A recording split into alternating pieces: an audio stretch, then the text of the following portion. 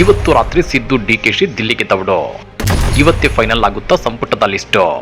ಈಗ ಸಿದ್ದು ಸಂಪುಟದ 3 ರಿಂದ 5 ಮಂದಿಗಷ್ಟೇ ಚಾನ್ಸ್.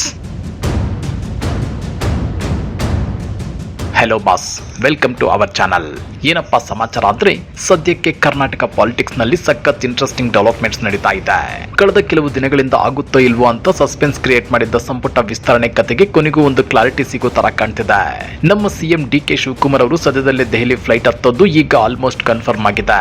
ಮ್ಯಾಟ್ರ್ ಏನಪ್ಪಾ ಅಂದ್ರೆ, ಕಾಂಗ್ರೆಸ್ ಅಧಿನಾಯಕ ರಾಹುಲ್ ಗಾಂಧಿ ಅವರು ತಮ್ಮ ವಿದೇಶಿ ಪ್ರವಾಸ ಮುಗಿಸಿ ದೆಹಲಿಗೆ ವಾಪಸ್ ಬಂದಿದ್ದಾರೆ. ಅವರು ಬಂದಿದ್ದೇ ತರ ಇತ್ತ ನಮ್ಮ ಕರ್ನಾಟಕದ ಲೀಡರ್ಸ್ ಅಲರ್ಟ್ ಆಗಿದ್ದಾರೆ. ಇವತ್ತು ಅಂದ್ರೆ ಮಂಗಳವಾರ ರಾತ್ರಿಗೆ ಸಿಎಂ ಡಿಕೆ ಶಿವಕುಮಾರ್ ಅವರು ದೆಹಲಿಗೆ ಹೋಗೋ ಚಾನ್ಸಸ್ ಇದೆ ಅಂತ ಸುದ್ದಿ ಹರಿದಾಡ್ತಿದೆ. ಆದ್ರೆ ಇಲ್ಲಿ ಟ್ವಿಸ್ಟ್ ಏನಪ್ಪಾ ಅಂದ್ರೆ, ಸಿಎಂ ಡಿಕೆ ಶಿವಕುಮಾರ್ ಅವರೇ ಹೇಳಿರೋ ಹಾಗೆ ಈ ಮೊದಲ ಭೇಟಿ ಕೇವಲ ಅಫಿಷಿಯಲ್ ಕೆಲಸದ ನಿಮಿತ್ತ ಅಷ್ಟೇ ಅಂತೆ.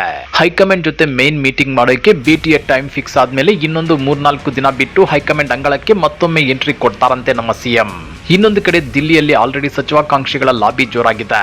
ಎಐಸಿಸಿ ಅಧ್ಯಕ್ಷ ಮಲ್ಲಿಕಾರ್ಜುನ್ ಖರ್ಗೆ ಅವರ ಸದಾಶಿವನಗರ ನಿವಾಸದ ಹತ್ತಿರ ಶಾಸಕರಾದ ಅಶೋಕ್ ಪಟ್ಟಣ್, ರಾಜೇಗೌಡ, ಶಿವಲಿಂಗೇಗೌಡರು ಹೀಗೆ ಸಾಲು ಶಾಸಕರು ನಿಂತು ನಮಗೂ ಒಂದು ಸೀಟ್ ಕೊಡಿ ಅಂತ ಲಾಬಿ ಮಾಡ್ತಿದ್ದಾರೆ. ಇತ್ತ ಖರ್ಗೆ ಅವರು ಕೂಡ ಮಾಧ್ಯಮಗಳ ಮುಂದೆ ರಾಹುಲ್ ಗಾಂಧಿ ಬಂದಿದ್ದಾರೆ, ಚರ್ಚೆ ಮಾಡಿ ಆದಷ್ಟು ಬೇಗ ಸಂಪುಟ ವಿಸ್ತರಣೆ ಮಾಡ್ತೀವಿ ಅಂತ ಗ್ರೀನ್ ಸಿಗ್ನಲ್ ಕೊಟ್ಟಿದ್ದಾರೆ. ಈಗ ಸಖತ್ ಇಂಟ್ರೆಸ್ಟಿಂಗ್ ಪಾರ್ಟ್ಗೆ ಬರೋಣ. ಯಾರ್ಯಾರಿಗೆ ಮಂತ್ರಿ ಸ್ಥಾನ ಸಿಗಬಹುದು? ಸದ್ಯಕ್ಕೆ ಹರಿದಾಡ್ತಿರೋ ಮಾಹಿತಿ ಪ್ರಕಾರ ಹಳೆ ಸಂಪುಟದಲ್ಲಿದ್ದವರ ಪೈಕಿ ಕೇವಲ 3 ರಿಂದ 5 ಜನ ಮಾಜಿ ಸಚಿವರಿಗೆ ಮಾತ್ರ ಈ ಸಲ ಚಾನ್ಸ್ ಸಿಗುತ್ತಂತೆ. 3-4 ಬಾರಿ ಶಾಸಕರಾದ ಹಿರಿಯರಿಗೆ ಮೊದಲ ಆದ್ಯತೆ ಅನ್ನೋದು ಹೈಕಮಾಂಡ್ ನ ಲೆಕ್ಕಾಚಾರ. ಇನ್ನ ಸಂಭವ್ಯ ಸಂಪುಟ ಸೇರೋರ ಲಿಸ್ಟ್ ನಲ್ಲಿ ಚಲುವರಾಯಸ್ವಾಮಿ ಮತ್ತು ಶಿವರಾಜ್ ತಂಗಡಗಿ ಅವರ ಹೆಸರುಗಳು ಮುಂಚೂಣಿಯಲ್ಲಿವೆ ಅಂತ ಕೇಳಿ ಬರುತ್ತವೆ. ಇದೇ ರೀತಿ ಹಿರಿಯ ನಾಯಕರಾದ ಎಚ್.ಕೆ. ಪಾಟೀಲ್ ಅಥವಾ ದಿನೇಶ್ ಗುಂಡೂರಾವ್ ಇಬ್ಬರಲ್ಲಿ ಒಬ್ಬರನ್ನ ಸ್ಪೀಕರ್ ಮಾಡೋ ಪ್ಲಾನ್ ಕೂಡ ನಡೀತಿದೆ ಅಂತೇಳಿ ಗಾಂಧಿನಗರದ ಒಳಗಡೆಯಿಂದ ಸುದ್ದಿ ಲೀಕ್ ಆಗ್ತಿದೆ. ಹಾಗೇನೆ ಇಲ್ಲಿ ಮತ್ತೊಂದು ಬಿಗ್ ಅಂಡ್ ಎಕ್ಸ್ಕ್ಲೂಸಿವ್ ಟ್ವಿಸ್ಟ್ ಬೇರೆ ಇದೆ.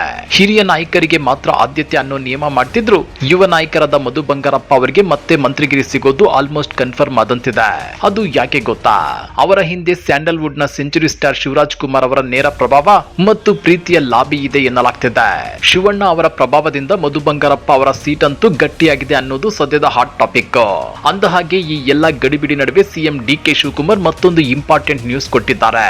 ಅದೇನಪ್ಪಾ ಅಂದ್ರೆ, ಮುಂಬರುವ ಆಗಸ್ಟ್ 6ರಿಂದ ಕರ್ನಾಟಕ ವಿಧಾನಸಭೆಯ ಮುಂಗಾರು ಅಧಿವೇಶನ ಶುರುವಾಗ್ತಿದೆ. ಸೊ ಅಧಿವೇಶನ ಶುರುವಾಗೋ ಮುಂಚೆಯೇ ಹೊಸ ಮಂತ್ರಿಗಳಿಗೆ ಮುಹೂರ್ತ ಫಿಕ್ಸ್ ಮಾಡಿ ಸಂಪುಟ ವಿಸ್ತರಣೆ ಮಾಡಿ ಮುಗಿಸಬೇಕು ಅನ್ನೋದು ಡಿಕೆ ಶಿವಕುಮಾರ್ ಅವರ ಪ್ಲಾನ್ ಇರಬಹುದು ಅನ್ಸುತ್ತೆ ಅಲ್ವಾ? ನೋಡೋಣ, ಈ ವಾರದೊಳಗಡೆ ಕರ್ನಾಟಕ ಸಚಿವ ಸಂಪುಟಕ್ಕೆ ಯಾರ್ಯಾರು ಹೊಸ ಎಂಟ್ರಿ ಕೊಡ್ತಾರೆ ಅನ್ನೋ ಕಂಪ್ಲೀಟ್ ಪಿಕ್ಚರ್ ಸಿಗುತ್ತೆ. ಈ ಬಗ್ಗೆ ನಿಮ್ಗೇನ್ ಅನ್ಸುತ್ತೆ? ಯಾರಿಗೆ ಸಚಿವ ಸ್ಥಾನ ಸಿಗಬಹುದು? ಕಮೆಂಟ್ ಬಾಕ್ಸ್ ನಲ್ಲಿ ನಿಮ್ಮ ಗೆಸ್ಸಿಂಗ್ ತಿಳಿಸಿ. ಹಾಗೇನೆ ವಿಡಿಯೋ ಇಷ್ಟ ಆಗಿದ್ರೆ ಲೈಕ್ ಮಾಡಿ, ಶೇರ್ ಮಾಡಿ. ನಮ್ಮ ಚಾನಲ್ಗೆ ಸಬ್ಸ್ಕ್ರೈಬ್ ಆಗೋದನ್ನ ಮಾತ್ರ ಮರಿಬೇಡಿ. See you in the next video. Take care, bye.